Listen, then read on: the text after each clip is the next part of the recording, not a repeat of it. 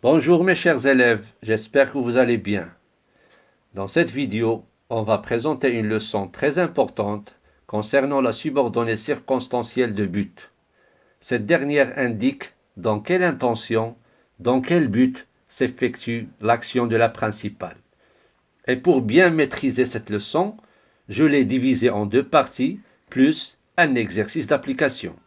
La partie 1, quand on a deux sujets différents, et la partie 2, quand on a les mêmes ou le même sujet. Commençons par la partie 1, c'est-à-dire quand on a deux sujets différents. Sujet pour la principale et l'autre pour la subordonnée. Exemple 1. Je dois bien travailler. Mon père est content. Regardez ici. Le sujet de la principale, c'est je, et de la subordonnée, c'est mon père. Exemple 2. Il ferme la porte, le chien revient. Ici, le sujet de la principale, c'est il, et de la subordonnée, c'est le chien. Alors, quels sont les mots ou expressions qui servent à exprimer le but dans cette partie? Ce sont pour que, afin que, à seule fin que, de peur que et de crainte que. Maintenant, comment on peut les utiliser et quels sont les changements prévus? Bon, on place le moyen qui exprime le but entre la principale et la subordonnée et on change après la conjugaison du verbe de la subordonnée au subjonctif présent. On va exprimer le but dans le premier exemple avec pour que. Et regardez bien le changement de la conjugaison du verbe de la subordonnée et devient soit. Et on dit « je dois bien travailler pour que mon père soit content ».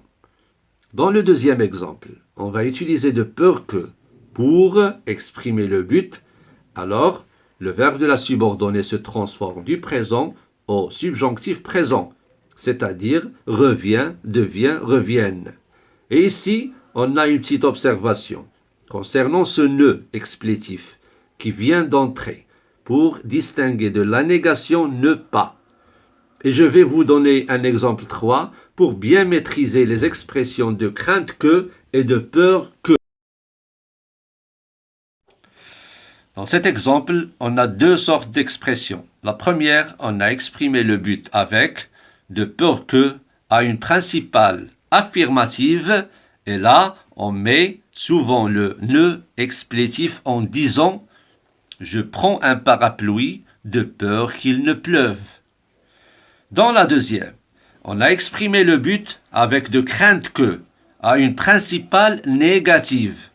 Et là, on est obligé de supprimer le ne pas en disant « Le chat ne bouge pas de crainte que l'oiseau le voie ».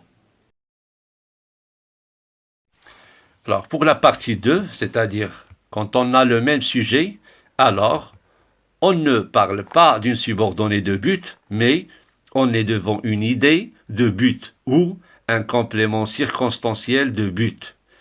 Et voici les expressions qui expriment le but dans cette partie. Pour, afin de crainte de peur de.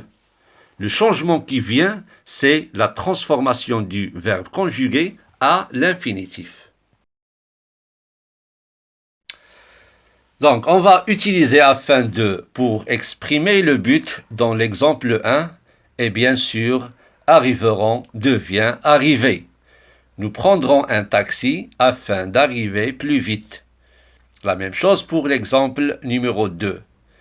Elle s'habille bien de crainte d'être critiquée.